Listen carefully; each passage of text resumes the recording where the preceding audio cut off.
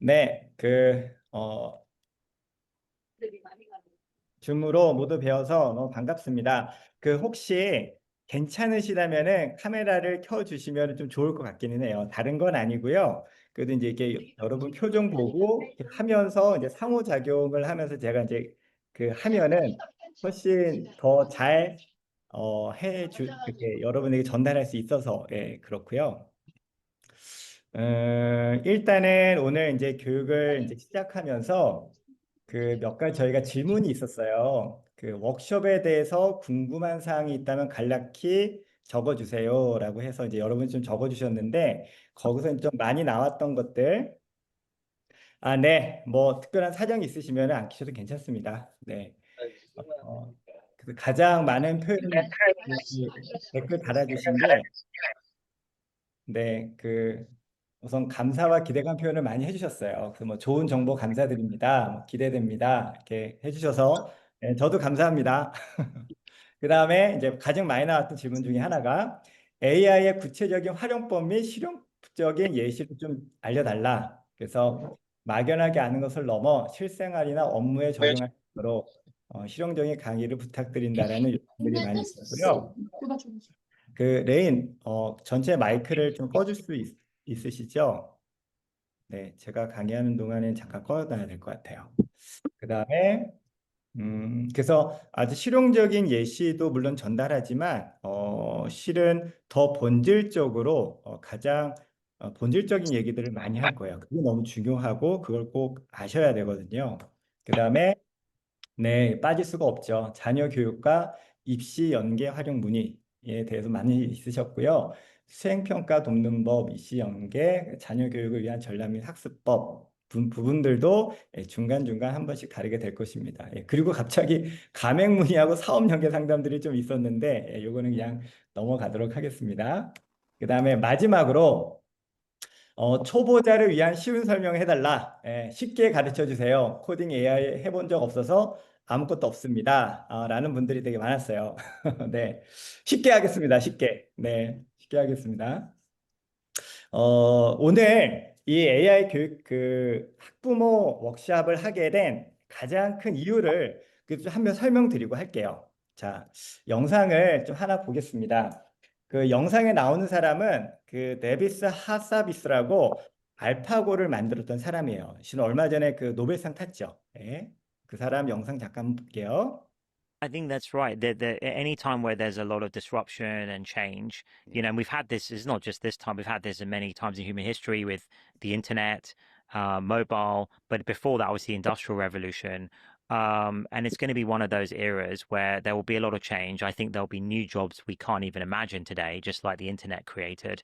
And then those people with the right skill sets to ride that wave will become incredibly valuable, right? Those skills, but maybe people will have to relearn or adapt a bit their current skills. And it's the thing that's going to be harder to deal with this time around is that I think what we're going to see is something like probably 10 times the impact the industrial revolution had, and but 10 times faster as well, right? So instead of 100 years, it takes 10 years. And so that's going to make it, it's like 100x the impact and the speed combined. So that's what's I think going to make it more difficult for society to deal with. And there's a lot to think through, and I think we need to be discussing that right now. And I encourage top economists in the world and philosophers to start thinking about how is society going to be affected by this, and what should we do, including things like universal basic provision or something like that, where a lot of the increased productivity gets shared out and distributed to society, and maybe in the form of services and other things, where if you want more than that, you still go and get some incredibly rare skills and things like that, and make yourself unique. But there's a basic provision that is provided. 네, 노벨상을 받은 알파고를 만든 하사비스가 지금 이게 두 가지 포인트를 얘기하면 하나는 산업혁명과 비교하면서 파급력이 10배 정도 될 거라는 거예요. 범위가. 두 번째는 속도가 산업혁명은 100년 정도 걸렸거든요. 근데 인공지능의 발전 속도가 거의 10배 정도 빨라서 10년 안에 어느 정도 완성이 될 거라는 거죠. 실은 얼마 전에 샘 알트먼도 도쿄대 총장하고 이제 그 좌담회에서 지금부터 10년 뒤인 2035년에 하나의 인공지능, 뭐 챗GPT, 제미나이 같은 하나의 인공지능이 현재의 모든 인류의 지능을 합한 것보다 더 우수할 거라고 얘기를 합니다. 예, 실은 굉장히 생각보다 속도가 빠르고 거의 매주 지금 새로운 기능과 성능들이 나오고 있는데 학부모분들은 6개월 전하고 지금이 전혀 생각과 인식이 바뀌지 않았더라고요. 실은 제가 깜짝 놀랐어요. 그래서 이렇게 되다가는 굉장히 큰일 날 수 있겠다. 라는 생각이 좀 있습니다. 그래서 그러면 인공지능을 아셔야 되고 어떻게 발전되는지를 아셔야 되는데 핵심은 이게 듣고 봐서는 충분히 알 수가 없어요. 직접 해보셔야 돼요. 예, 그래서 이제 워크샵 시간을 갖는 거고 함께 해보시면은 오늘 함께 하면서 인공지능의 강점은 이거고 인간이 이걸 할 수 있구나. 그런 구분들을 해가면서 어떻게 성장할 수 있는가를 좀 찾았으면 좋겠어요. 네, 오늘 진행하는데 제가 듀얼 모니터를 아마 말씀드렸거든요. 왜냐하면 제가 계속 프롬프트나 그런 것들 보내드릴 텐데 복붙해서 써야 되는 경우들도 있고 할 거예요. 그래서 가능한 한 듀얼 모니터를 써주시고 혹시 듀얼 모니터가 안 되시는 경우에는 노트북 그 핸드폰으로 스마트폰으로 제 화면을 띄시고 그다음에 노트북으로는 이제 AI 스튜디오나 이제 제가 말하는 툴들을 띄워가지고 작업을 하시면 될 것 같아요. 네, 그러면은 지금부터 하나씩 해보겠습니다. 예, 카메라를 켜실 수 있는 분은 켜주시면은 감사하겠습니다. 예, 아마 요 줌 기능에 화장 기능도 있을 거예요. 혹시 이렇게 민낯이어서 어렵다. 예, 그러면은 화장 기능 이렇게 켜셔가지고 하시면 될 거예요. 다른 건 아니고 그래도 얼굴 보면서 하면은 제가 좀 더 이렇게 상호작용하면서 잘 할 수 있어서 그렇습니다. 다른 뜻은 없습니다. I think that's right. 네, 그러면 오늘 할 얘기들 하나씩 할게요. 먼저는 인공지능과 상호작용하는 방법론을 먼저 말씀드릴게요. 그 다음에는 시연을 할 거예요. 인공지능으로 글을 쓰는 시연을 한 네 가지를 보여드리고 그 네 가지 각각이 어떻게 다르고 어떤 의미가 있는가 인문학적인 의미를 말씀드리고 그 다음에는 빠르게 실습을 한번 해볼 겁니다. 이때는 여러분이 직접 이제 글을 쓰시게 될 거고요. 그리고 다섯 번째는 제가 미션을 드릴 겁니다. 미션. 네. 그렇게 하나씩 해볼게요. 먼저 방법론인데 실은 굉장히 간단해요. 실은 복잡하지가 않습니다. 복잡하게 생각하려면 한없이 복잡하고요. 단순하게 생각하면 굉장히 단순하게 얘기할 수 있어요. 네. 오늘 여러분이 할 때 인공지능한테 먼저 여러분이 프롬프트 창에다가 뭔가를 얘기를 해야 됩니다. 뭘 해달라, 이건 뭐니, 뭔가 얘기를 해야 되죠. 한마디로 지시를 해야 됩니다. 그게 지시일 때도 있고 질문일 때도 있고 그 다음에 어떤 요청일 때도 있겠죠. 그러면은 인공지능이 어떤 결과를 여러분에게 갖다 줘요. 그러면은 그 결과를 그냥 다 받아들이지 않죠. 거기에 대한 평가와 피드백을 하죠. 동화책을 써달라 그랬더니 너무 밋밋하다. 야, 이거 너무 밋밋하잖아. 기승전결이 있어야지. 라고 평가와 피드백을 우리가 인간이 인공지능에게 다시 줍니다. 그럼 인공지능은 그거를 갖고 한 번 더 결과를 또 갖고 와요. 그러면 만족할 수도 있고, 이게 뭐야? 라고 집어 던질 수도 있죠. 그게 N번 반복되면 최종 결과를 갖죠. 그래서 실은 이걸 굉장히 단순화할 수 한다면 인간이 인공지능에게 뭔가를 요청하거나 물어보거나 지시를 하고 거기에 대한 답변을 얻고 평가와 피드백을 갖는 이 단순한 구조들이 계속 진행이 돼요. 오늘도 그 과정을 할 겁니다. 그럼 여기서 핵심은 어떻게 해야 좋은 지시, 좋은 질문을 할 것이냐 한 번째. 두 번째, 얘가 결과를 갖고 왔을 때 인간이 어떻게 평가를 하고 어떤 피드백을 하냐에 따라서 인공지능은 자신의 박사급 재능과 지식을 다 표현할 수도 있고 유치원 수준에 머무를 수도 있거든요. 그러면 인간이 어떻게 평가를 하고 어떤 피드백을 줘야 인공지능을 제대로 쓸 수 있는가, 제대로 협업할 수 있는가. 크게 이 두 가지를 얘기하겠습니다. 그럼 계속 진행할게요. 먼저 시연입니다. 시연은 제가 먼저 글을 하나 쓸 거예요. 글인데 먼저 50견에 대한 글 작성해줘. A4 용지 0.5장 분량으로 라고 이렇게 카피를 해서 저는 AI 스튜디오를 사용하거든요. 나중에 왜 얘를 사용하는지 말씀드릴게요. 그래서 이 채팅창에다가 갑자기 왜 소리가 울리죠? 예. 여기다가 붙여놓고 50견에 대한 글 작성해줘. A4 용지 0.5장 분량으로 하고 런을 하면은 얘가 이제 이렇게 글을 써줍니다. 그쵸? 네. 이 글에 대해서 이미 제가 지금 다 써놨거든요. 그래서 써놓은 거를 제가 얘한테 나레이션, 낭독을 시켰어요. 낭독을 시킨 거에 대해서 그냥 들려드릴게요. 들으시면 됩니다. 쭉. 50견. 더 이상 50대만의 고민이 아닙니다. 50견은 이름 때문에 50대에만 발생하는 어깨 질환으로 오해하기 쉽지만 이는 잘못된 생각입니다. 정식 의학 명칭은 유착성 관절낭령으로 최근에는 운동 부족, 잘못된 자세 등으로 인해 30, 40대는 물론 더 젊은 층에서도 흔히 발견되고 있습니다. 50견은 어깨 관절을 둘러싼 주머니인 관절낭에 염증이 생기고 두꺼워지면서 관절에 달라붙어 어깨의 움직임이 제한되고 심한 통증을 유발하는 질환입니다. 50견의 주요 증상 및 단계. 50견은 보통 3단계를 거쳐 진행됩니다. 1단계, 통증기. 어깨로 움직이지 않아도 쑤시고 아프기 시작하며 특히 밤에 통증이 심해져 잠을 설치는 경우가 많습니다. 팔을 들어 올리거나 뒤로 젖히는 등 특정 동작에서 통증이 심해지며 어깨 움직임이 서서히 줄어듭니다. 2단계, 동결기. 통증은 1단계보다 다소 줄어들 수 있지만 어깨가 굳어 관절 운동 범위가 크게 제한됩니다. 머리를 빗거나 옷을 입는 등 일상적인 활동조차 어려워집니다. 3단계, 해빙기. 굳었던 어깨가 서서히 풀리면서 점차 관절 운동 범위가 회복되는 시기입니다. 이 기간은 수개월에서 길게는 2년 이상 소요될 수 있습니다. 치료 및 관리 방법. 50견 치료의 핵심은 통증을 조절하며 꾸준한 스트레칭을 통해 굳은 어깨 관절의 운동 범위를 회복하는 것입니다. 운동 치료. 어깨 관절을 부드럽게 만들어주는 스트레칭이 가장 중요합니다. 전문가의 지도하에 시계추 운동, 수건을 이용한 스트레칭 등을 꾸준히 시행해야 합니다. 통증이 없는 범위 내에서 점진적으로 운동 범위를 늘려나가는 것이 핵심입니다. 약물 및 주사 치료. 통증과 염증을 줄이기 위해 소염진 통제를 복용하거나 관절각 내에 스테로이드 주사를 투여하여 염증을 효과적으로 가라앉힐 수 있습니다. 생활습관 개선. 평소 바른 자세를 유지하고 무리한 어깨 사용을 피하는 것이 좋습니다. 장시간 같은 자세로 일할 경우 뜸틈이 어깨 스트레칭을 해주는 습관이 예방에 도움이 됩니다.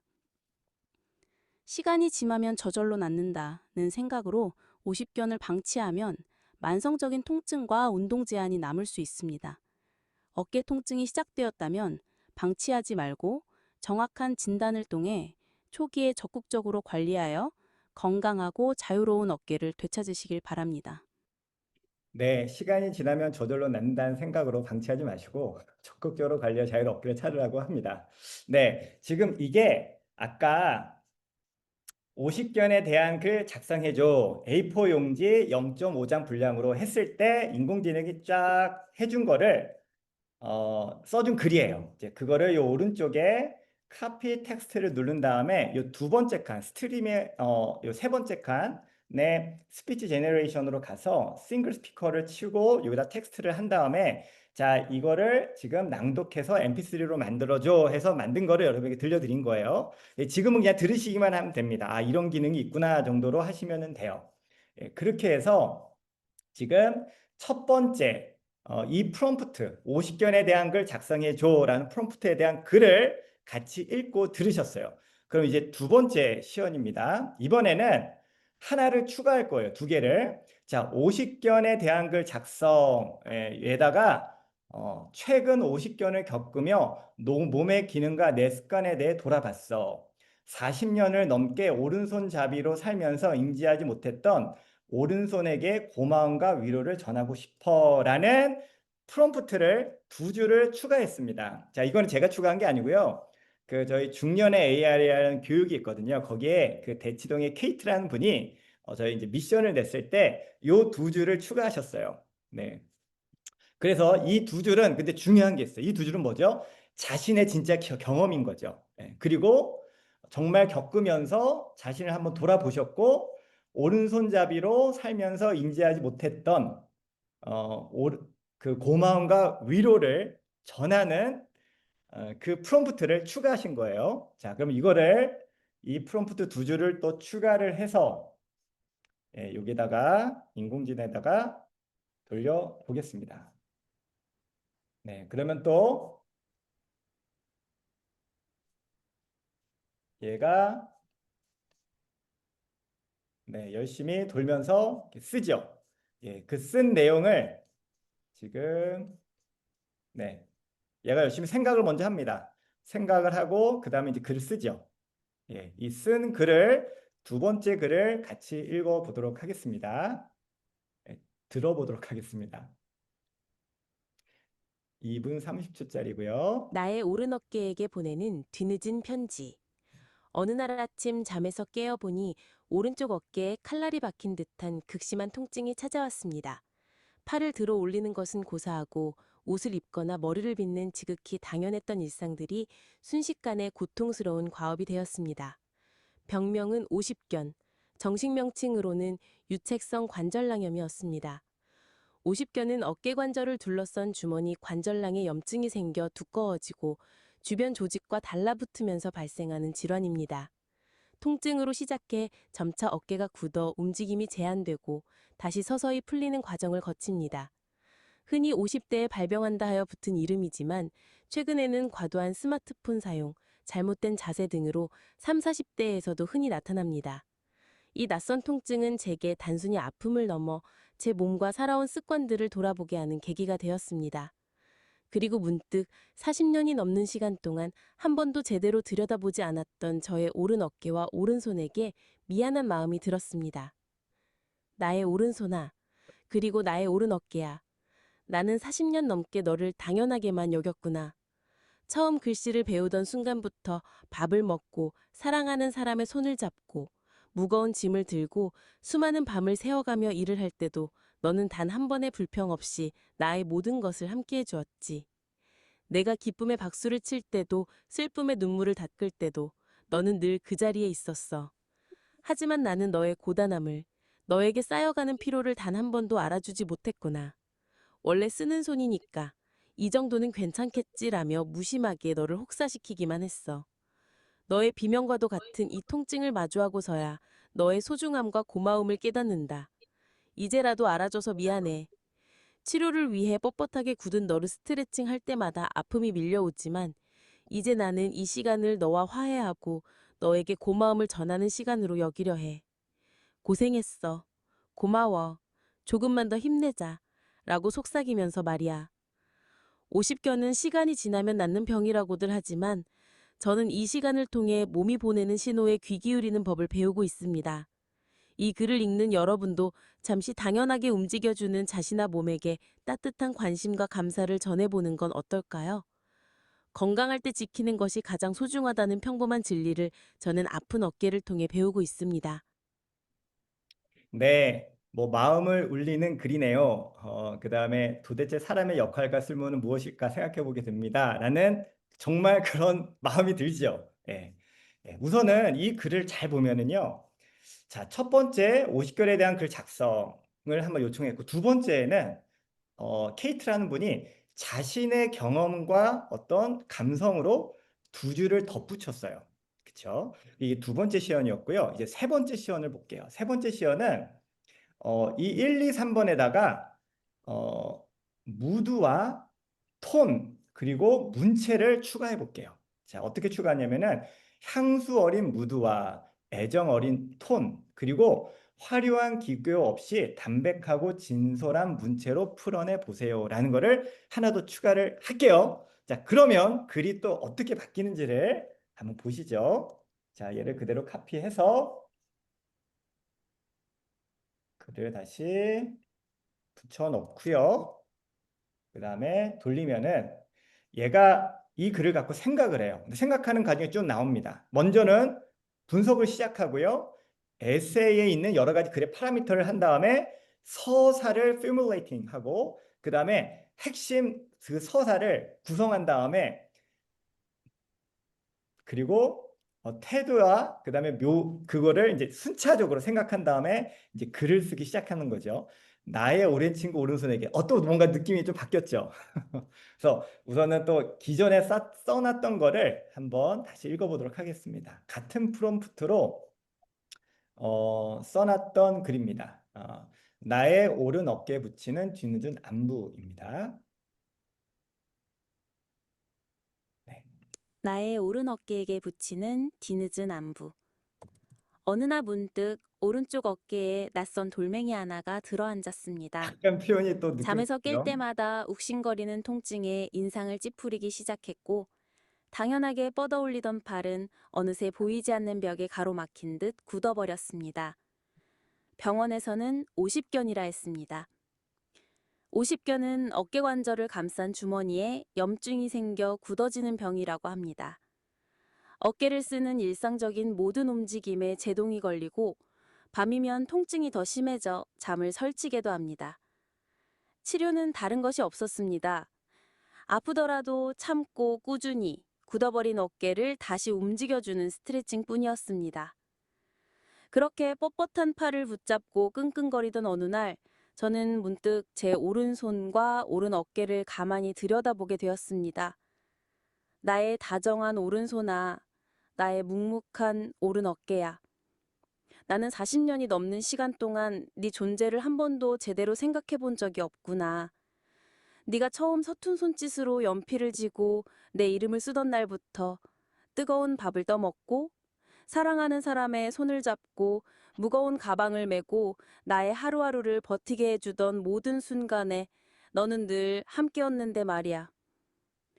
기쁜 날에는 소리가 나도록 박수를 쳤고 고된 날에는 책상에 엎드린 내 머리를 기댈 수 있게 해주었지. 나는 너에게 단 한 번의 고맙다는 인사도 힘들지 않으냐는 안부도 묻지 않은 채 그저 너를 쓰는 것에만 익숙했구나. 너의 이 아픔은 어쩌면 그 오랜 시간 쌓아온 너의 말없는 서름이자 뒤늦은 외침이었을지도 모르겠다. 이제야 너의 고단함을 알아서 미안하다. 매일 밤 너를 붙잡고 스트레칭을 할 때마다 비명이 터져 나오지만 이제 나는 그 시간을 너와 나누는 대화라고 생각하려 해. 오늘도 고생했어. 조금만 더 힘을 내보자. 속으로 되뇌이면서 말이야. 몸은 늘 정직해서 우리가 무심코 지나친 시간들을 잊지 않고 기억하나 봅니다. 이 버근한 통증이 가시고 나면 나는 너에게 가장 먼저 다정한 인사를 건넬 겁니다. 언제나 그 자리에서 나를 지탱해 주어 진심으로 고마웠다고 나의 오랜 친구에게 전하는 마음으로 말입니다. 네, 약간 느낌이 좀 달라졌죠. 우리가 어떤 프롬프트를 추가했냐면은 향수 어린 무드와 애정 어린 톤이 굉장히 진하게 들어갔죠. 그렇죠? 그다음에 기교보다는 담백하고 진솔한 문체로 향수 어린과 애정 어린 톤이 이렇게 다 추가가 됐어요. 그렇죠? 지금 세 번째 이걸 들으신 거고요. 네 번째에는 이게 굉장히 매직이에요. 잘 보세요. 어떻게 했냐면은 요 4번에 향수 어린 무드, 애정 어린 톤, 기교 없이 담백하고 진솔한 문체, 약간 이런 좀 더 전문적이고 이 분야에 대한 전문적인 단어나 그 표현들을 알아야만 쓸 수 있는 문장을 빼버리고 굉장히 단순한 문장 하나를 더 추가했습니다. 뭐냐면은 박완서 작가의 어조로 글을 써줘. 차분하고 사색적이지만 너무 감정적이진 않게. 로 한 줄을 바꾼 다음에 자, 이거를 다시 카피를 해서 넣고 돌리면은 제가 다시 써주기 시작하죠. 먼저 코어 아이디어, 핵심 아이디어를 조사하고 에세이의 서사를 발전시키고 그다음에 내러티브의 톤을 다시 이제 하고 구조에 대해서 이제 그 리플렉트 한 다음에 에세이의 구조를 마지막으로 한 다음에 에세이 구조 써놓고 이렇게 시작합니다. 이런 식으로. 네. 그리고 아까 텍스트 투 스피치는 목소리 설정하신 건가요? 라고 물어봤는데 제가 알려드릴게요. 여기 세 번째 칸에 가면은 Generate Media라고 있어요. 여기에서 얘가 이미지를 그릴 수도 있고 음성을 만들 수도 있고 영상을 만들 수도 있거든요. 놀라운 건 다 무료라는 겁니다. 이따가 또 한번 설명드릴게요. 자, 여기에서 그 제미나이 스피치 제너레이션을 한 다음에 얘가 멀티 스피커가 디폴트거든요. 싱글 스피커로 바꾸세요. 그 다음에 보시면은 스타일 인스트럭션이 있어요. Read aloud in a warm and friendly tone. 그러니까 따뜻하고 친근한 어조로 얘기해줘라고 한 건데 너무 신기한 거는 뭐냐면요. 이따가 음성을 잘 들어보세요. 이 텍스트의 내용에 따라 나레이션의 톤과 느낌이 달라져요. 맞춰서 담백하게 표현한 거는 담백하게 얘가 표현을 하고요. 굉장히 애정어리게 표현한 건 목소리에 애정어린 느낌이 들어요. 예, 그거를 얘가 이 내용을 보고 톤을 조금씩 바꿉니다. 네, 네, 뭐 인간의 시기다가 이제 거의 끝나간 것 같습니다. 자, 그래서 마지막 네 번째 톤을 해볼게요. 박완서 작가의 어조로 한 거를 들어보겠습니다.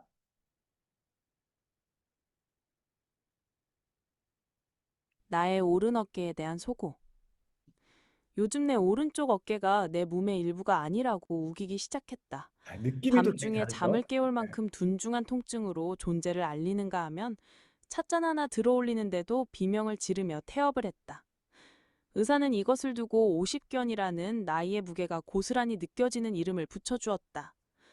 정식 병명은 유착성 관절낭염이라는데 그보다는 관절이 세월에 닳아 제 성질을 부리는 것이라 이해하는 견이 쉬었다. 40년이 남는 세월을 나는 오른손잡이로 살아왔다. 나의 오른손과 그에 붙은 어깨는 내 의식을 거치지도 않고 나의 모든 생을 수행해온 충직한 일꾼이었다. 갓난아이의 등을 쓸어주고 삐뚤빼뚤 첫 글씨를 익히고 뜨거운 국그릇을 나르고 밤늦도록 원고를 쓰던 그 모든 시간에 나의 오른편은 묵묵히 함께였다. 나는 그것을 너무나 당연하게 여겼다.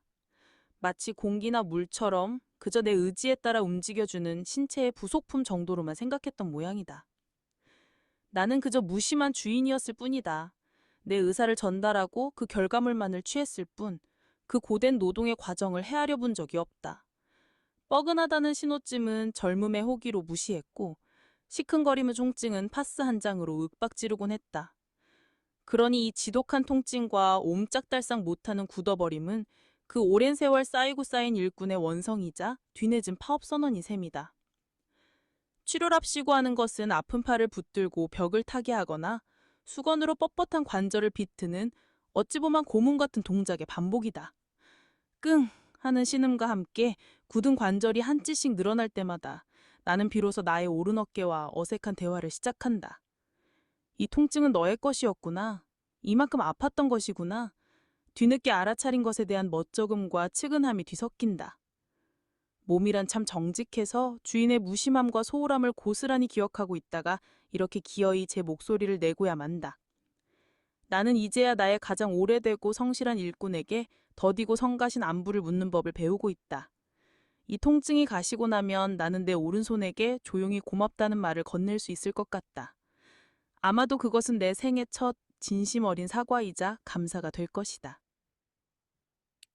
느낌이 또 되게 다르죠. 훨씬 담백하고 약간 좀 더 약간 단단한 느낌이 들어요. 근데 그리고 이 목소리도 보세요. 아까는 훨씬 더 감성적인 목소리였고 지금은 훨씬 약간 투박하고 담백한 목소리로 하고 있어요. 예. 네. 박완서 작가는 토지라는 책을 쓰신 분이잖아요. 엄청난 분이시죠. 그렇죠? 자, 그러면은 이번에는 제가 이걸 한번 요청을 해봤어요. 그 위에 네 가지 프롬프트에 대한 글의 변화를 테이블로 만들어 원문을 그대로 사용해서 분석해봐. 그러니까 그 글 자체를 분석하는 거죠. 제목의 변화부터 비교 분석해서 문단 단위로 분석해서 그걸 이제 표로 만들어줘. 아, 네. 네, 죄송합니다. 네, 토지는 박경리, 지금 박완서 분은 다른 분이시죠. 네, 죄송합니다. 제가 공대생이어서 그렇습니다. 근데 공대생도 이 정도 글을 쓸 수 있다. 그걸 아시면 될 것 같습니다. 네. 그래서 요 네 가지, 이 네 가지 글을 분석하는 프롬프트를 얘한테 줬어요. 네. 그리고 그 결과가 그 다음에 나옵니다. 네. 요렇게 얘가 결과를 분석을 해줬어요. 좀 잘 안 보이나요? 조금 더 크게 만들어 볼게요. 네. 이건 너무 커서. 자, 프롬프트 변화에 따른 글의 비교 분석표. 자, 정보만 전달한 경우죠. 이건 뭐죠? 그냥 50견에 대한 글을 작성해 줘라고 우리가 되게 보편적이고 객관적인 요청을 했을 때 얘는 정보 전달을 했어요. 정보 전달. 자, 그리고 그 굉장히 객관적이고 어떻게 보면 의학적인 글들을 써줬죠. 제가 그거를 처음에 보여드린 이유는 이거는 이제 앞으로 가치가 없을 거예요. 의미가 없을 거라는 거예요. 예, 가격이 0원이 될 거예요. 왜냐? 지금은 이런 의학적인 정보를 얻으려면 책이나 그런 걸 보셔야 되지만 오히려 굉장히 보편적이고 객관적이고 굉장히 기능적이고 기술적인 그러한 글들은요, 이제 모든 인공지능이 굉장히 비슷하게 쓸 거예요. 비슷하고 흔해진다는 건 뭐죠? 가치가 없어진다는 겁니다. 자, 거기에서 두 번째로는 개인적인 경험을 약간 추가했어요. 50견을 겪은 개인적인 경험을 쓰면서 약간 편지라는 새로운 관점을 이분이 제시했죠. 예, 그리고 오른손을 의인화하면서 고마움과 위로를 전하고 싶어라는 새로운 관점을 제시했어요. 이게 놀라운 거예요. 이게 대단한 겁니다. 이게 한 줄짜리지만 전체 글의 색깔과 방향성을 완전히 바꾸는 거예요. 이게 인간의 역할이에요. 그러면서 갑자기 객관적인 학술적인 글에서 하나의 한 명의 경험과 체험을 담은 에세이로 바뀝니다. 네, 앞으로는요, 한 사람의 경험, 아픔, 진정성 그런 것들이 엄청난 자산이 될 거예요. 여러분 이렇게 스레드라는 그 SNS 해보셨어요? 이게 또 페이스북하고 또 다르거든요.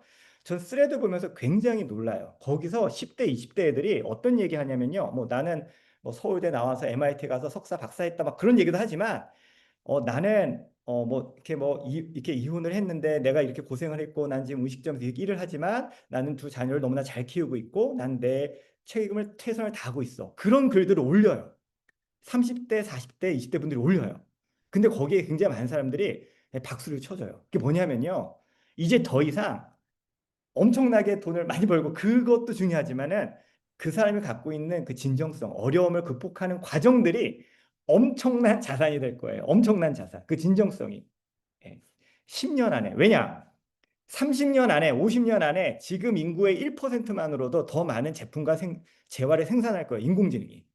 그러면 아이폰 쓰냐, 뭐 아이폰 6냐, 7이냐 별 의미가 없을 거예요. 그런 거에선 차이가 없어질 겁니다. 어떤 차이가 있냐? 한 인간, 너는 어떤 존재야? 너는 어떤 인생을 살아왔어? 그러한 한 인상의 경험과 그가 갖고 온 진정성들이 엄청난 자산이 될 거예요.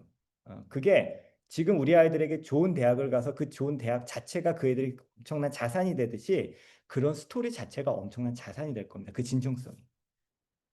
자, 그래서 한 명의 그 진정성 있는 경험에 그 한마디가 추가됐을 때, 50견이란 이름 때문에 뭐 이렇게 하다가 어느 날 잠에서 깨어 오른쪽 어깨에 칼이 박힌 듯한 극심한 통증이 찾아왔습니다. 이런 부분은 자기가 실제 경험했던 언어로 바꾸면 되겠죠. 그 다음에 세 번째는 거기에다가 굉장히 전문적인 그 단어들을 표현했습니다. 어떤 단어들이냐면은 애정어린 무드와 톤, 문체라는 전문적인 용어들을 추가했죠. 그랬더니 좀 더 감성적인 게 추가가 됐어요. 그러면서 제목이 편지에서 갑자기 안부로 바뀝니다. 그렇죠? 좀 더 감성적이고 이렇게 바뀌죠. 그래서 기존보다 한층 더 부드러운 안부라는 단어를 사용하고 향수 어린 분위기와 애정 어린 톤들이 더 표현됐습니다. 그렇죠? 그 다음에 세 번째, 전문적인 용어를 빼고 박완서 작가의 어조로 써달라라고 했을 때 이렇게 나오죠. 나의 오른 어깨에 대한 갑자기 소고로 좀 더 사색적이고 약간 이렇게 수준 있는 어떤 단어가 하나 딱 나왔습니다. 그러면서 작은 고찰이라는 학술적이고 사색적 단어를 사용하여 지적이고 성찰적인 글의 성격을 단적으로 보여주면서 글의 또 색깔과 퀄리티가 확 바뀌죠. 네, 바뀝니다. 자, 이거를 좀 하나의 의미로 좀 표현을 해볼게요. 이렇게 좀 표현할 수 있습니다. 자, 50결에 대한 글 작성, 보편적이고 객관적인 글, 기술적이고 과학적인 글의 가치는 이제 영원이 됩니다.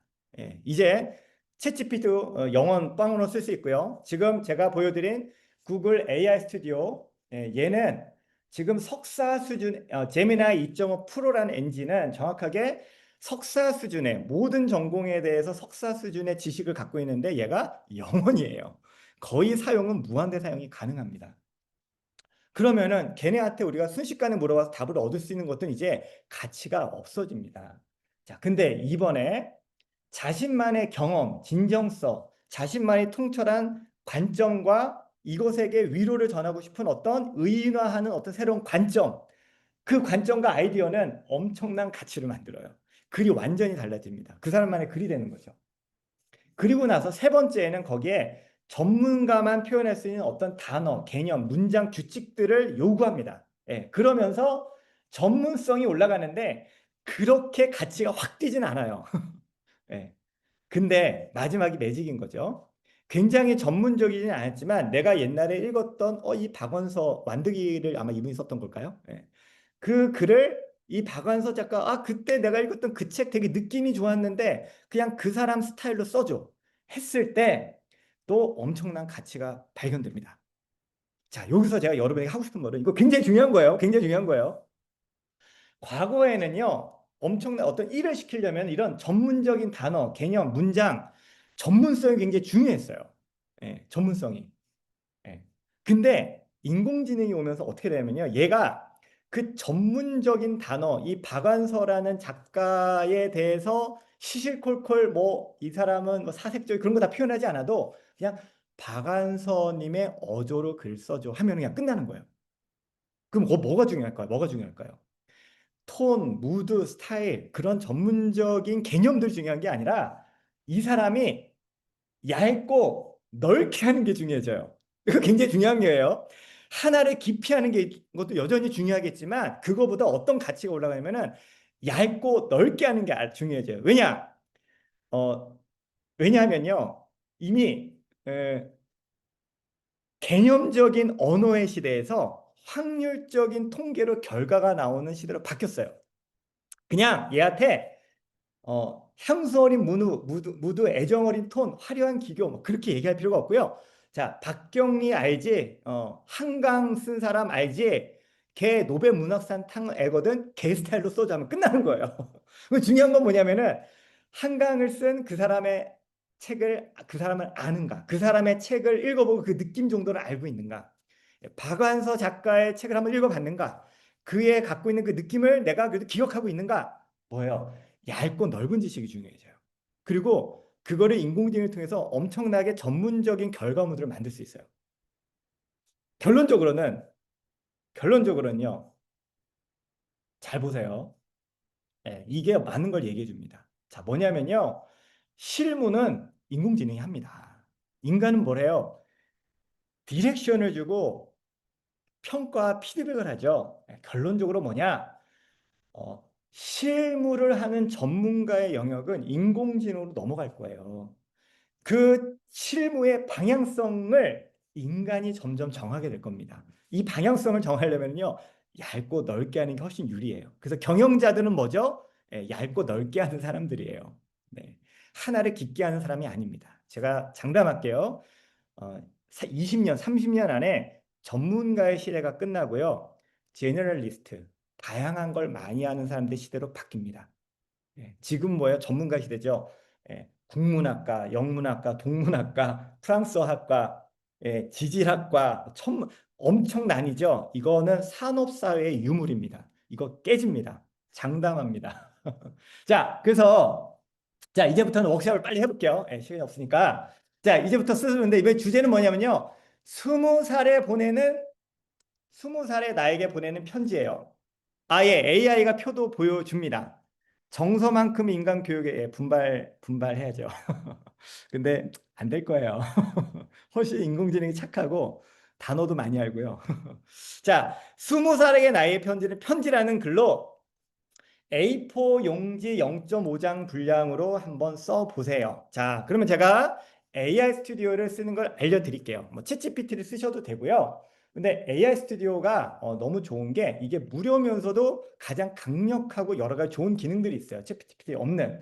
자, 그래서 AI 스튜디오에 들어가시면은 먼저 다 그 로그인해서 들어오신 거죠. 그래서 aistudio.google.com이라고 치시고 들어오면 요 화면이 나올 거예요. 요 화면에서 그다음에 물론 이제 가입을 한 분에 대해서 자 그러면 여기에 오른쪽에 보면은 여러 가지가 나옵니다. 프로가 있고 플래시가 있고 플래시 라이트가 있거든요. 프로가 제일 좋은 거예요. 얘는 거의 모든 전공에 대해 석사 수준이고요.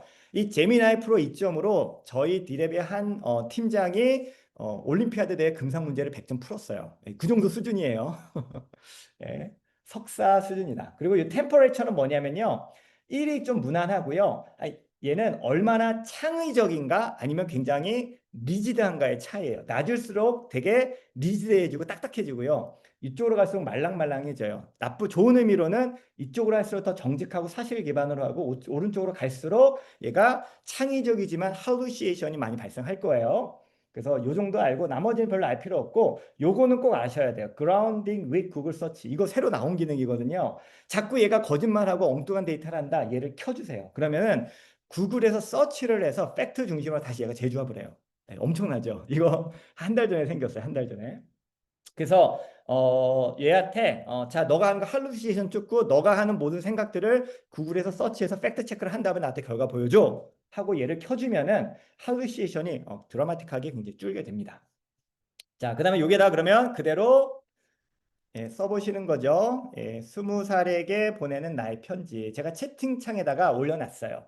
하고 런을 하면은 이제 얘가 써주겠죠. 다 해보세요. 네, 제가 3분 드리겠습니다. 3분.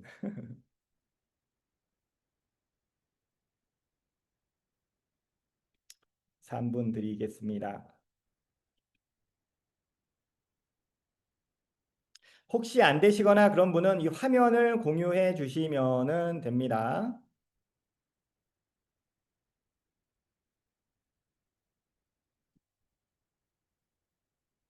네.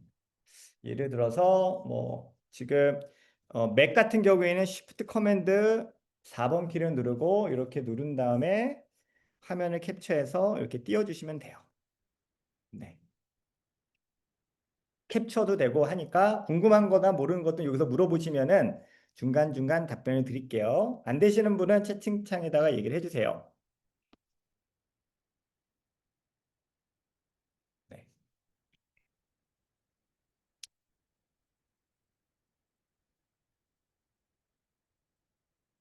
네, 홍지인님 벌써 쓰셨어요. 20살의 나에게 어설프고 서툴지만 세상 가장 뜨거운 마음으로 20회를 맞이한 너에게 이 편지를 보내. 아마 너는 지금쯤 막연한 불안감과 설렘 속에서 하루하루를 보내고 있겠지. 정해진 길은 없는 것 같은데 주변에 모두 정답을 향해 달려가는 것 같아 초조한 마음이 들지 모르겠다. 괜찮아. 원래 20살이란 그런 거야. 예, 엄청나네요. 네, 쪼리맘이라 우리 최수영 쪼리맘님은 안녕 20살의 나에게 여기도 불안과 설렘. 네. 최수영님은 어설프고 서툴지만 세상 가장 뜨거운 마음으로 20을 살아가고 있을 너에게 편지를 보낸다. 네. 네. 너무 잘 하시네요. 그러면은 한 30초만 더 한번 보고 할게요. 신지연님은 배경을 다크로 하셨어요. 네, 다크는 어떻게 하냐면요. 여기 톱니바퀴를 누르시고 여기 요 별표를 누르면은 달이죠. 그러면 이제 다크로 해서 눈이 하고 전력을 좀 더 세이브할 수 있고요. 그 다음에 요 톱니바퀴에서 보면 오토 세이브라고 있잖아요. 얘를 켜주시면은 여기에 있는 내용들이 다 자동으로 저장이 됩니다. 전부. 예, 자동으로 저장이 돼서 요 시계 표시를 클릭하면은 그동안 썼던 게 다 정리돼서 기록으로 남아 있어요. 자동으로. 그리고 이거를 구글 드라이브 폴더로 들어가면은 거기에서 파일로 전부 지우고 삭제하고 폴더 만들어서 정리할 수 있습니다. 엄청나죠? 구글 드라이브하고 완전히 다 연동이 됩니다. 다시 돌아가서 네, 수연님은 텍스트를 아예 올려주셨어요. 네, 네. 근데 약간 좀 비슷하지 않나요? 설렘과 두려움으로 다 하는 거예요. 자, 왜냐하면 얘는 지금 20대에 가장 보편적이고 많이 쓰는 단어와 내용들을 조합해서 표현했을 거예요. 그러니까 내용이 비슷비슷할 수밖에 없습니다. 자, 그럼 이제부터 뭘 해야 되죠? 예, 여러분의 색깔을 입혀야 되는 거죠. 여러분의 색깔. 자, 그럼 이제부터는 뭘 하실 거냐면은 20살에게 보내는 나의 편지에 이 그대 위에 프롬프트를 그대로 두고 여러분만의 나만의 경험, 관찰, 통찰 하나 넣어주세요. 나는 정말 우울했지. 20대에 내가 기억나. 예서 설렘, 뭐 불안, 그거보다 저는 되게 우울했거든요. 대학 때. 예, 가장 우울한 시간이었거든요. 난 정말 그때 우울했어. 왜 이렇게 내가 비교하면서 나는 그거밖에 안 됐다고 생각했을까? 하건 여러분이 그때 생각했던 진짜 여러분의 그 생각, 그 여러분의 진짜 그때의 정서를 써주셔야 돼요. 그래야 이제 여러분께 됩니다. 여러분의 글이 나오는 거죠.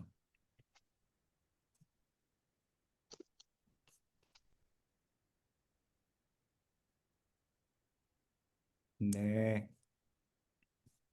네, 김은정 님도 화면을 이제 멀티 여러 가지 화면으로 너무 잘 쓰고 계시네요. 줄여놓고. 네, 좋습니다. 네, 세모 바나나 님도. 자, 그러면 여기서 제일 궁금한 거는 나만의 경험 관찰을 그 텍스트를 어떻게 쓰셨는지 너무 궁금해요. 혹시 공유가 가능하신 분들은 공유해 주시면 이게 실은 인간의 역할일 거거든요. 이게 큰 차이일 거예요. 모바일로는 작업이 돼요. 네, 되긴 합니다. 근데 몇 가지 기능 제한은 있는데 요 채팅 정도는 가능할 거예요. 제가 그래도 제안 드리는 건 그냥 모바일로는 이 줌으로 들어오시고 노트북이나 아이패드로 AI 스튜디오를 하시면 더 좋을 겁니다.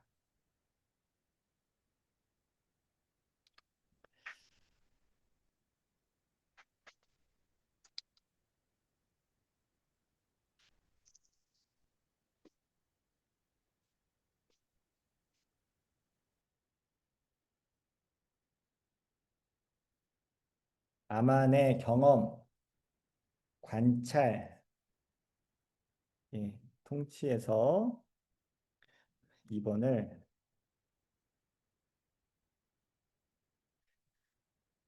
20대의 나는 정말 열등감이 많았지. 왜 이리? 네, 최수영님. 감사합니다. 용감하게 올려주셨어요. 너무 용감하고 이상적이었던 나였지. 남자친구와 헤어질 때 이유도 서로에게 발전이 안 된다고 생각해서 정도니까. 네, 너무 감사합니다. 네, 지금도 되게 용감하신 것 같은데. 그다음에 신지연님은 나는 다양한 경험이 중요하다고 생각했지만 주변 어른들의 전문성이 어른도 중요하다 생각했어. 친구들은 취업 준비에 바빴고 50세가 다 되어가는 나 자신과 비교했을 때 그 시절에게 나에게 어떤 이야기를 하면 좋을까? 오히려 이렇게 질문을 한번 던지셨어요. 그리고 최수영님 결과가 나오셨네요. 네, 한 중간 정도만 한번 읽어볼까요? 그렇게 쓰셨으니까 용감하고 이상적인 부분을 쓰셔서 어떻게 나왔냐면은 문득 내가 너무 용감하고 이상으로 가득했던 20살 나에게 문득 내가 떠올라 웃음이 났어. 남자친구와 헤어지면서 서로에게 발전이 되지 않는다라는 말을 아무렇게나 뱉던 이거 제가 이쪽으로 공유해 드릴게요. 이거를 잠시만요. 어,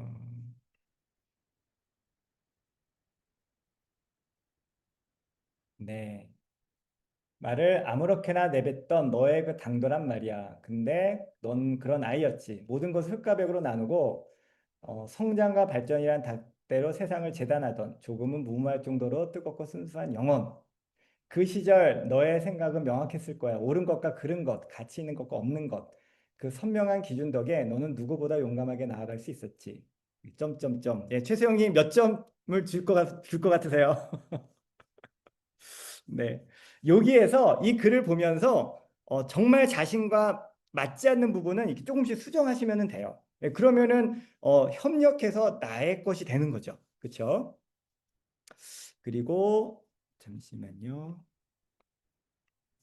네. 그래서 요거를 이쪽으로 조금 올릴게요. 99점. 네네.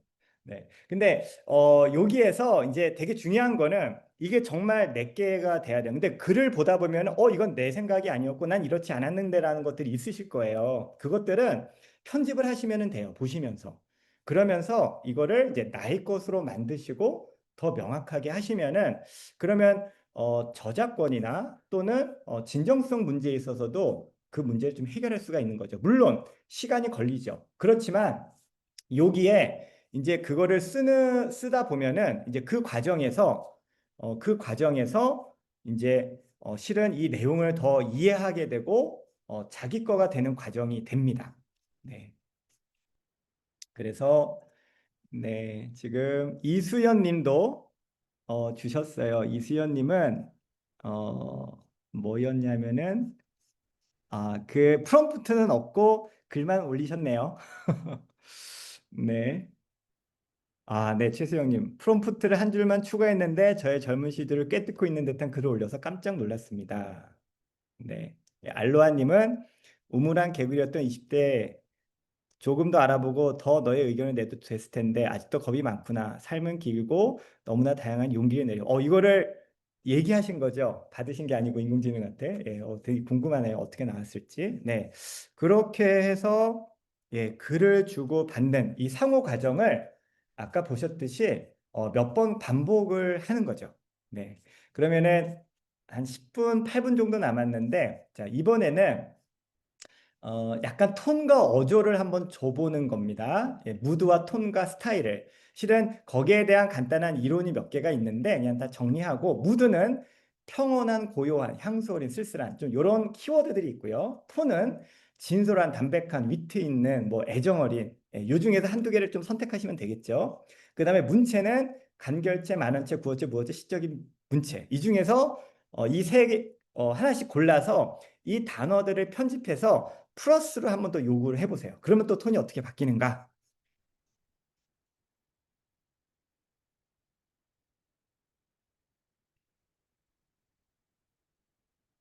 제가 톤 3개를 공유 드리겠습니다.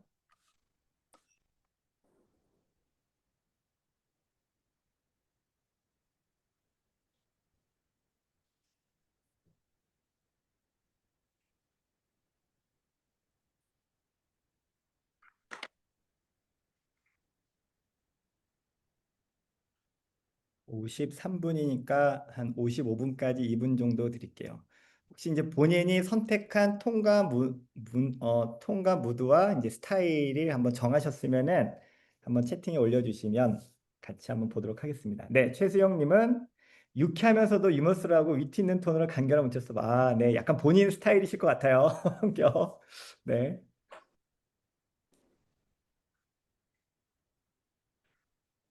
유쾌, 유머, 위트 있는 톤. 그리고 김주혜님은 벌써 나오셨어요. 스무에게 푸른빛을 머금고 나고야의 거리를 거니던 당신, 낯선 언어와 풍경 속에서 당신의 생상은 날마다 새로운 색으로 물들었을 것입니다. 네, 엄청난데요. 히라가나 한자 한자를 익혀가듯 당신은 새로운 연인들을 마음에 생겼습니다. 나고야 대학의 교정. 네, 엄청납니다. 무드와 톤이 조금 헷갈리지요. 저도 헷갈립니다. 그냥 이렇게 인공지능한테 물어봤어요. 이제 어떤 것들이 있니? 어떠한? 그랬을 때 얘가 이제 무드는 독자가 글을 읽으며 느끼게 되는 감상적인 색채나 분위기, 어떤 감정으로 초대할 것인가고, 톤은 글쓴이가 주제나 독자를 대하는 태도나 관점이라고 하네요. 그렇게 얘기를 합니다. 인공지능이. 예. 그 다음에 위트 있는 톤으로 다시 적어달라 그랬더니 알아보라고 적었어요. 한국말로 적으라고 다시 한번 얘기를 해주시면 될 것 같습니다. 네, 그 다음에 김주혜님은 따뜻하고 시적인 문자. 네, 그런 것 같습니다. 네, 그 다음에 알로하님, 삶은 생각보다 길고 그 길 위에 참 다양한 풍경이 펼쳐져 있어. 이거 우리 머리에서 잘 나오기 힘든 표현들이잖아요. 그렇죠? 아이디어만 있고 맞아요. 아이디어만 있고 긴 글 쓰기 어려웠을 때 너무 좋고요. 이거 여러분 책 다 낼 수 있어요. 나중에 이렇게 책을 내는 방법도 알려드릴게요. 제가 100% 책을 다 쓸 수가 있어요. 자기만의 그걸. 핵심은 자신의 핵심 경험과 아이디어들만 잘 정리돼 있으면 쓰는 게 가능합니다. 예, 쪼리맘님도 20살의 나 열심히 잘 쓰셨고요. 비유와 상징을 적극적으로 활용해 달라 했더니 정말 적극적으로 활용해. 홍진이 한 볼게요. 세상이 온통 잿빛으로 보이던 너에게 이 편지를 띄운다. 원하지 않는 역에 닿지 못한 기차표. 장난 아니네요.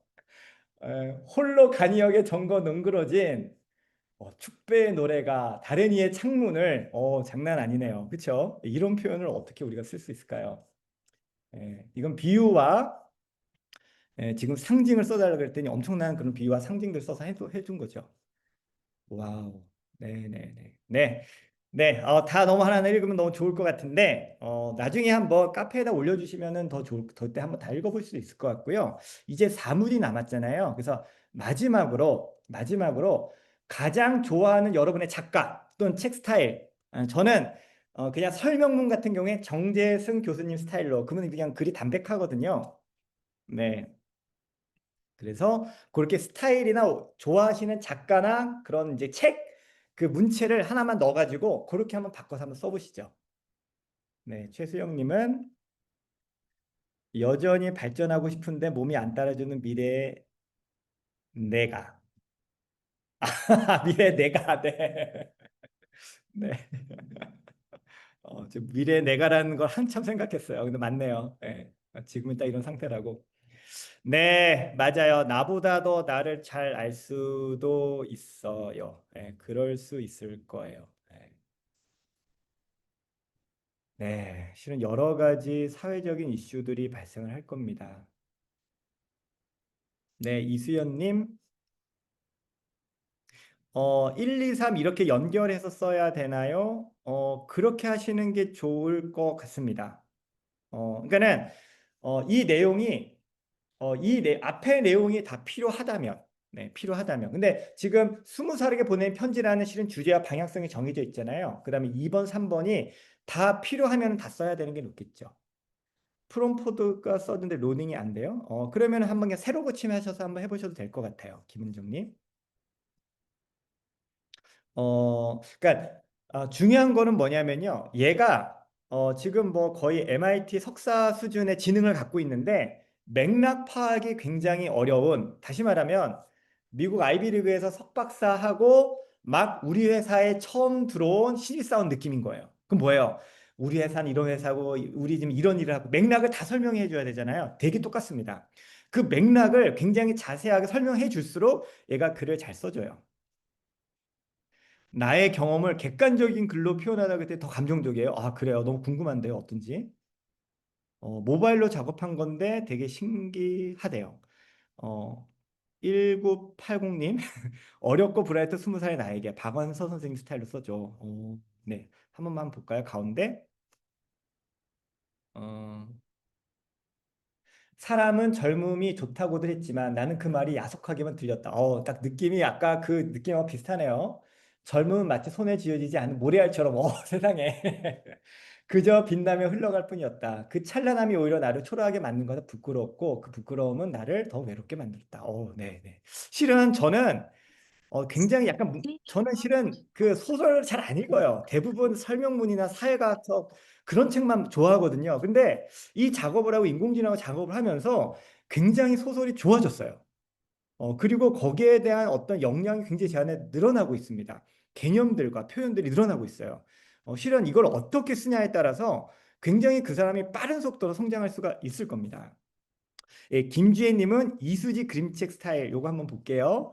나는 20살 나고야 하얀 종이 같았어. 그 위로 한 명, 두 명, 다른 색깔의 발자국이 다가왔어. 다른 모양의 눈, 다른 무비의 눈높이. 이건 약간 이렇게 성인과 아이가 이제 동시에 해서 크로스오버적인 느낌을 지금 갖고 있죠. 예.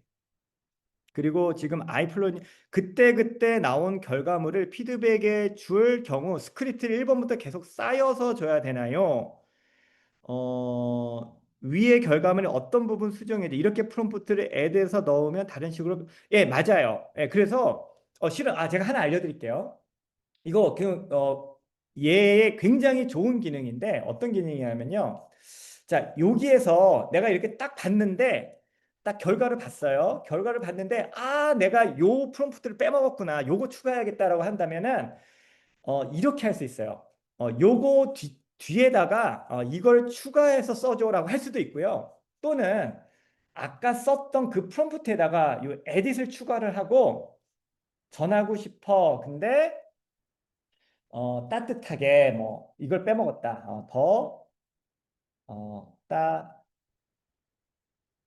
따뜻하게라고 추가를 하고 에디팅을 멈춘 다음에 이 리턴 키를 누르면 그러면 그걸 추가해서 다시 써줍니다.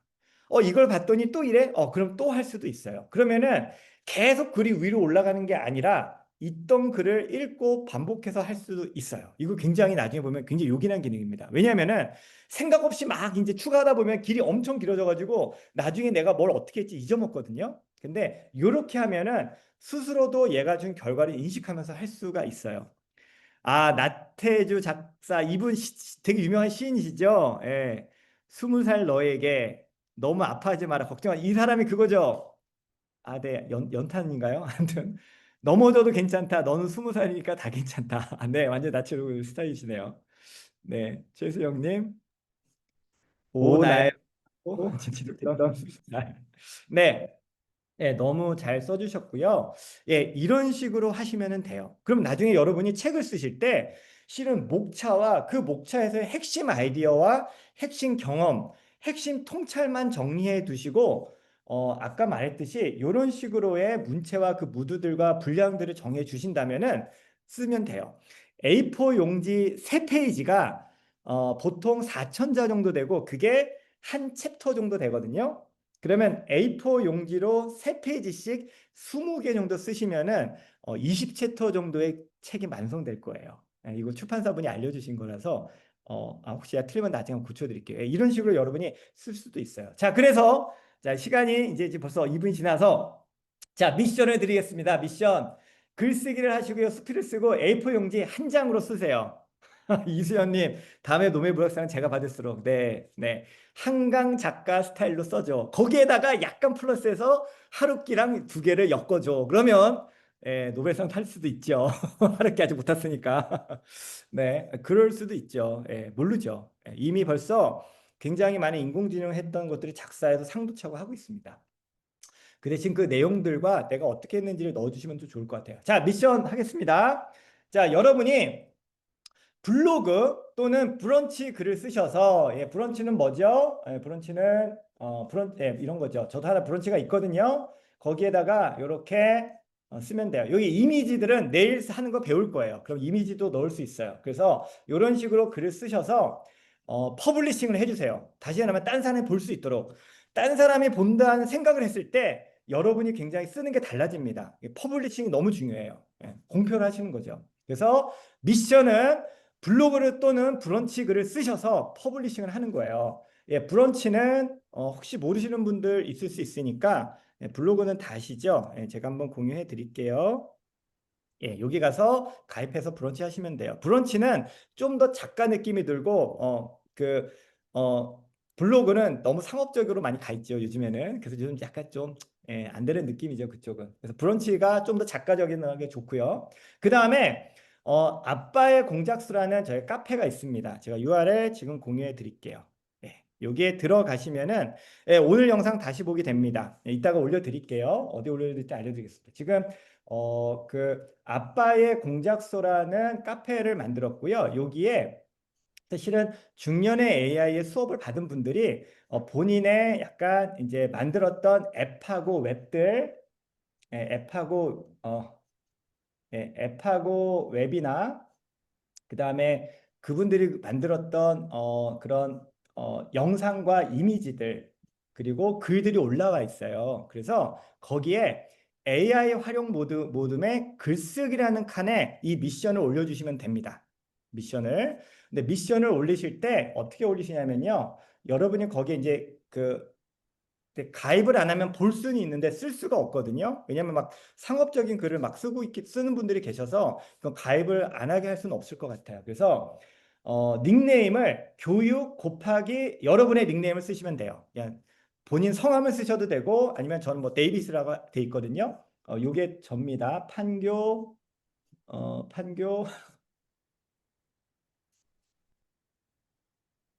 네, 판교 데이비드 이게 접니다. 네, 이런 식으로 교육 플러스 닉네임으로 올려주시면 AI 교육혁명 요거 들으시는 학부모구나라고 저희가 다 등업을 해드릴게요. 글 쓸 수 있게. 아니면 지금 바로 신청하시면은 저희가 바로 해드릴 수 있고요. 그래서 꼭 교육 곱하기 닉네임이라고 주셔야 저희가 이분이 이호 수강생이구나 하고 저희가 올려드릴 수 있습니다. 네, 되게 중요한 말씀 하셨어요. 정성윤 님이 확실히 자신의 문체가 있나 봐요. AI가 작성해준 글이 제 마음에 드는 게 없네요. 그쵸? 이런 게 있을 거예요. 그러면 그런 폰트를 찾으셔야겠죠. 나를 정말 표현할 수 있는. 그래서 여기다 미션을 해주시고요. 그 다음에 오늘 영상은 아빠의 공작소라는 유튜브에다가 올릴 겁니다. 네. 아빠의 공작소라는 유튜브 지금 방금 제가 URL 올렸고요. 여기에다가는 계속해서 AI 스튜디오 사용법, 그다음에 여러분이 혼자서 공부할 수 있고 자녀들하고 교육할 수 있는 그런 방법들을 계속해서 올릴 겁니다. 그래서 여기 올려주시면 되고요. 그다음에 한 가지 더 말씀드리는 거는 이제 AI 교육혁명이라는 카톡방이 있거든요. 요 카톡방이 있습니다. 여기에다가는 제가 아마 뭐 한 주에 두세 번 정도 AI 트렌드와 그 트렌드들을 쭉 이렇게 올려드려요. 지금 실리콘밸리에 가장 앞서가는 사람들은 이제 어디까지 왔고 지금 어디까지 성장하고 있는가 그런 것들 보여드리니까는 그게 궁금하신 분들은 요 지금 올리신 카톡방 AI 교육혁명 카톡방에 올리셔서 네 여기에서 해주시면은 그 올리도록 하겠습니다. 네, 그래서 전반적인 내용 다 드렸고요. 차주에는 뭘 할 거냐면요, 이게 모네의 그림이래요. 저도 준비하면서 처음 알았어요. 다시 말씀드리지만 저는 14년 동안 엔지니어 하던 사람입니다. 그래서 이 명화를 갖고, 그러니까 미술의 역사를 바꾼 그림 중에 하나거든요. 그래서 이 미술의 역사를 바꾼 어, 자, 인공지능이 할 수 있는 것, 인간만은 무엇을 할 수 있는가, 인간은 어디에 집중해야 되는가 하나 더 말씀드리면서, 그러면서 그 다음 과정을 좀 풀도록 할게요. 그러면서 이미지를 만드는 걸 할게요.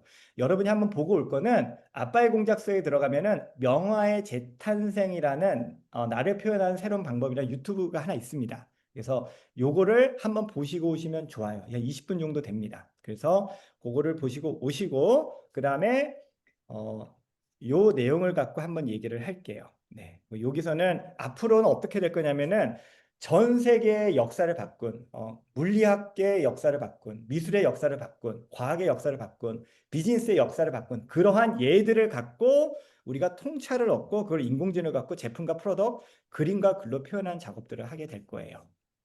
네, 감사합니다. 여기까지 하셨고요. 너무 수고 많이 하셨습니다. 다음 주 화요일 이 시간에 또 뵙도록 하겠습니다. 네, 1시간 10분 동안 다들 수고 너무 많으셨습니다. 감사합니다. 수고하셨습니다.